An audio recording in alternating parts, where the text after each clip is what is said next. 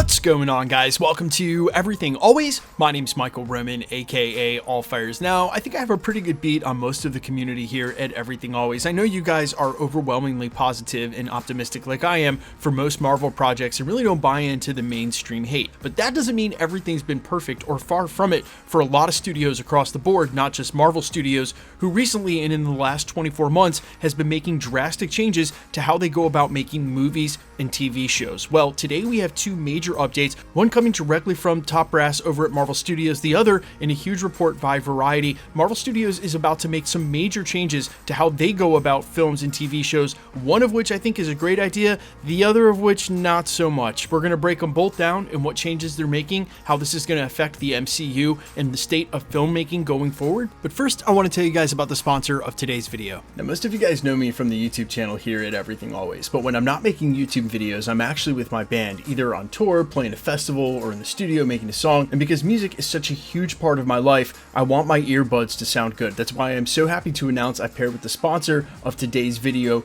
Raycon earbuds. Now, you guys have heard me talk about Raycons before at the channel. Now, if you're not familiar with their everyday earbuds, or maybe you're looking to pick up a second pair because they're that good, they have a ton of features that I've absolutely fallen in love with. One is multi-point connectivity. How annoying is it, guys, when you can only connect to one device on Bluetooth? They can connect to multiple devices, which is key when I'm listening around the house to podcasts or even back to mixes here at the channel. Also, they have a wide variety of amazing colors. I literally just got this awesome Galaxy case to pair with my black ones, which makes them super easy to find in a heartbeat when I'm going through my bag when I'm traveling and I want them handy. Another huge feature that I really love about Raycon earbuds is their noise canceling. When you're traveling, it is so convenient. Here I am on the tram in Atlanta on my way to our last festival, and being able to cancel out everybody else's noise and hear my music clearly is absolutely amazing. Plus, Mance and Loki both give it 5 out of 5 oohs, so go ahead and click the link down below or follow it in the description. I'll have it pinned as a comment. Go to buyraycon.com/everythingalways.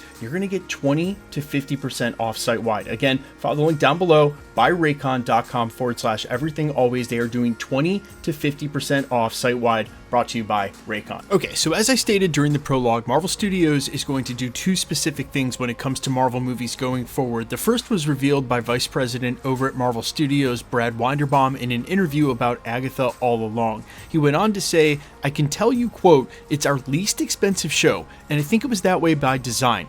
We are looking to make these shows at a reasonable cost. Frankly, it gives us a little bit more freedom creatively when we can bring them in at a reasonable budget. Like Agatha All Along, for example, the show has minimal CGI. Way less than we've ever done before. It's mostly practical effects, and I think you can really feel it in the show." Then the article specifically points out that, quote, while Winderbaum wouldn't go into hard numbers, it has been previously reported that the least expensive Marvel show was the Hawkeye spin-off Echo, which had a reported budget of $40 million total for 5 episodes. So basically they're pointing out by saying that it's the least expensive show they've done, it's got to be somewhere under $40 million. They go on to say that the strategic shift comes as everyone in the television business is looking to rein in massive budgets that have dominated the industry for the past several years. When Marvel Studios first began making shows tied to the MCU and featuring stars from the films, the show was reported to have a budget on par with Marvel films, meaning somewhere in the range of $150 million or more, and we know for their absolute abomination, pun not intended,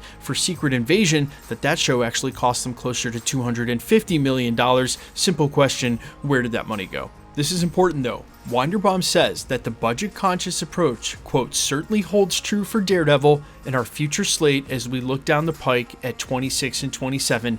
That's certainly the goal. So he's confirming going forward that they are going to continue this approach of not trying to absolutely blow up the budget on every Marvel TV show. Now, I think this is a good idea, and for two reasons. They can spend way more money in pre-production on the show running, shooting the pilot, and the writing, where the show actually is formed, than they can on these VFX. So by lessening the budgets on the VFX and spending a little bit more money in the writing phase, in the development phase, the way they've gone now to traditional TV show making, they can have a $40 million budget and a way better show than, say, what we got with Secret Invasion, that no matter how much money they threw into the void of what seems like CGI for that show, it couldn't outdo the bad writing and the bad script and the total letdown that show was. And it really works twofold as well, because they know if they can't just keep spending money on redoing the special effects as they rewrite the show on the fly, that they have to get it right and from the beginning. That means that you get smaller budgets, less time redoing the CGI last minute, more time focusing on the original CGI call shots, which if you remember some of the key complaints before they went on strike, the CGI artists were talking about how it was constant redoing of the same effects over and over and over again with last minute changes, leading to really poor quality for the viewer on shows like She-Hulk. So all of that is going to hopefully be cleaned up with them taking this approach. And I know there's some of you that just will think, well, that means that the shows are going to look cheaper. That's not necessarily the case, not by any means. It means they're going to rely more on the writing and the practical effects than just trying to pay a lot for CGI and huge stars and hoping that will carry the show. That's how you should take it. It's ultimately a good thing. Now that's the first of two. This next one, I don't even know what quite to think of this. This actually broke a couple of days ago in Variety under the headline, Toxic Fandom, How Hollywood is Battling Fans Who Are Just Out for Blood from Social Media Boot Camps to Superfan Focus Groups, where they go on to report, quote, toxic fandoms have grown so pernicious that they've become a fact of life for many in the film industry, and so powerful that while talent, executives, and publicists will privately bemoan the issue, fear of inadvertently triggering another backlash kept several studios from speaking on this story, even on background. Those who did talk with Variety all agreed that the best defense is to avoid provoking fandoms in the first place. Quote, they are very vocal, says a studio exec. Quote, they will just tell us if you do that, fans are going to retaliate. These groups have even led studios to alter the projects. Quote, if it's early enough and the movie isn't finished yet, we can make those kind of changes. Several studio insiders say they have often put their talent through a social media boot camp. In some cases, when a character is intentionally challenging a franchise's status quo, studios will, with the actor's permission, take over their social media accounts entirely. Now, the reason I said that I'm really not for this, or I don't really know what to think, is I don't know if studios should be counting on superfan focus groups. Only because, I mean, there is a lot of variance in a fan base. I know it firsthand from running this channel. Just because some people agree on certain aspects doesn't mean that they agree on others. And no matter how big you make a focus fan group, if it's as small as 15 or upwards of 100 if it's done digitally, you still are getting just a very small sample size of a couple of fans who declare themselves super fans who may miss the beat of what fans think entirely. I think that it's a running dialogue in the zeitgeist for what we're all hoping for, and while some things seem like a no-brainer, i.e. just make Blade good and give us a World War Hulk project, there's other nuance project to project that I'm not sure relying on focus groups is where the studios want to be at. And I say this also from maybe an idealistic place where I still like to think that the writers and the directors are making art for art's sake, and while I know it's major blockbuster stuff made to drive the bottom line of not just the film industry, but all of the merch and toys, and ultimately Disney, this huge conglomeration of working pieces where this is just one small part. I like to think that it's art for art's sake, serving the project itself first, that the artists are still having a say in what makes a project good and what that ultimate vision looks like, not dependent on what some fans who are self-declared super fans say about what the studio should and shouldn't do.